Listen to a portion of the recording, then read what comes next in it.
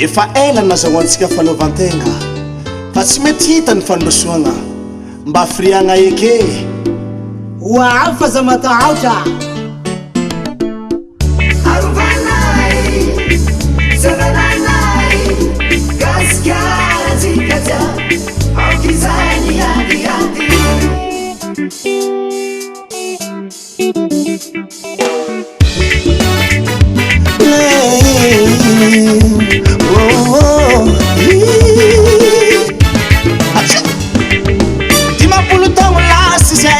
Famula mararty taninay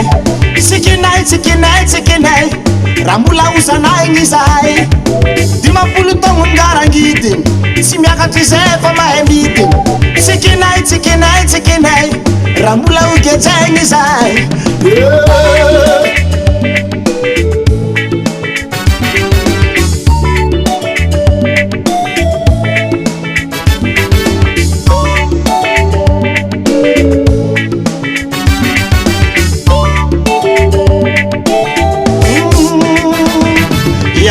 Gaskara malala Yanao letsy manantsala Se midenao tsy atakalo Se vela hoanjakany dahalo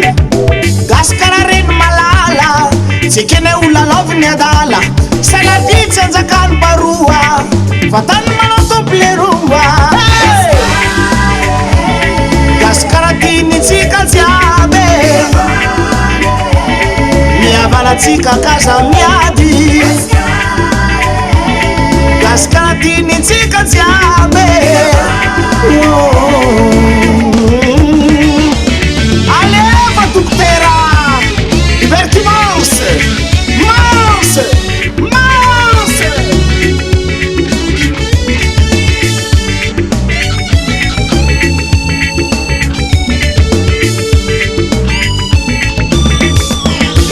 Gaskara non anjara Uluvano tarana kavyafara Saladitsy atao valalany amboa Arovane tokoa Gaskaranao nolova Nitaregetranay tsy hiova Ifankatitsy misy avakavaka Ifamela, ifampivavaka Aianao vala Ambarakony Yavanatsika gasy Aiza mifandevitra kone la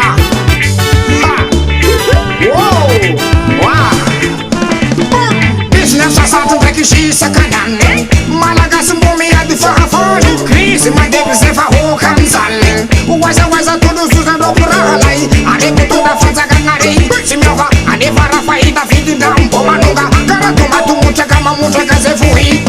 Mifakadafa beka hotafy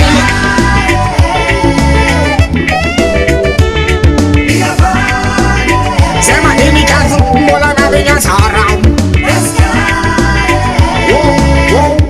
Zay bralay Yamameno Miavana miresa ine Oh no Miavana tsikar zalahy Miresa hina Baseky miadiady Okzay Miavana tsikar